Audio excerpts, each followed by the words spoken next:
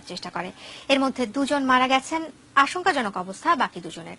গিয়াসউদ্দিনের ক্যামেরায় লোমহর্ষক এই কাহিনী শোনাচ্ছেন সাব্বির আহমেদ।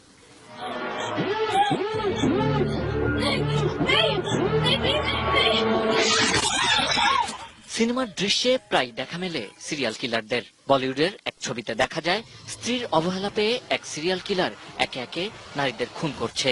এখন সিনেমায় নয়, বাস্তবেই এমন এক সিরিয়াল কিলার ঘুরে বেড়াচ্ছে রাজধানী বা রাজধানীর বাইরে। রাজধানীর দক্ষিণখানে ভাড়াটিয়া সেজে বাসায় এসে বাসা ভাড়া নেওয়ার কথা বলে মাঝবয়সী এক যুবক হত্যা করছেন তার চাইতেও বেশি বয়সী নারীদের। কি সেই রহস্য? এ নিয়ে এখনো ধোঁয়াশার মধ্যে আইন শৃঙ্খলা বাহিনী।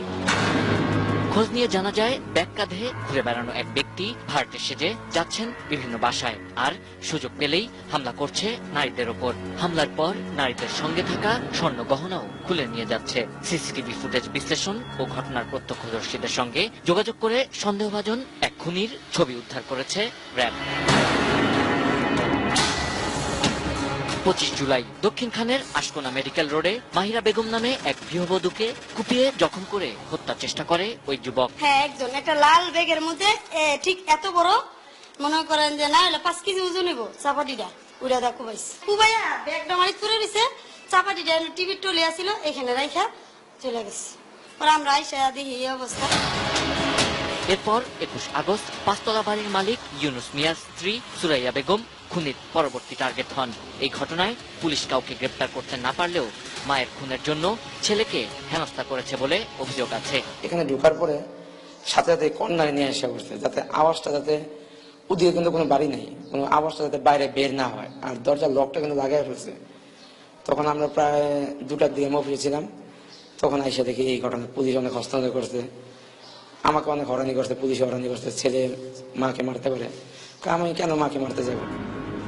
31 আগস্ট এর পরের টার্গেট মুন্সি মার্কেটের প্রকৌশলী কাউসার আহমেদের স্ত্রী জেবুন্নেসা। তাকেও দিনে দুপুরে বাসা দেখার নাম করে কুপিয়ে জখম করে সন্দেহভাজন ওই যুবক। কলিং বেড টিকার পরে ওই কাজের মহিলাটা খুলছে, তারপরে তোমার আন্টি ওর সঙ্গে শেষ।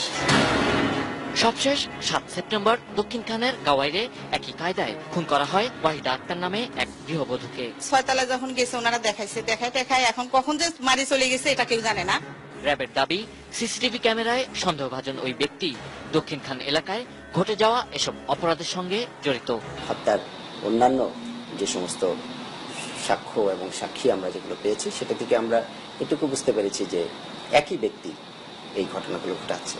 যারা বাড়ি ভাড়া দিচ্ছেন তারা যাতে কেউ বাড়ি ভাড়া নিতে আসলে যাচাই বাছাই করে সবকিছু দেখে শুনে সাবধানতার সাথে যাতে বাড়ি ভাড়া দেন।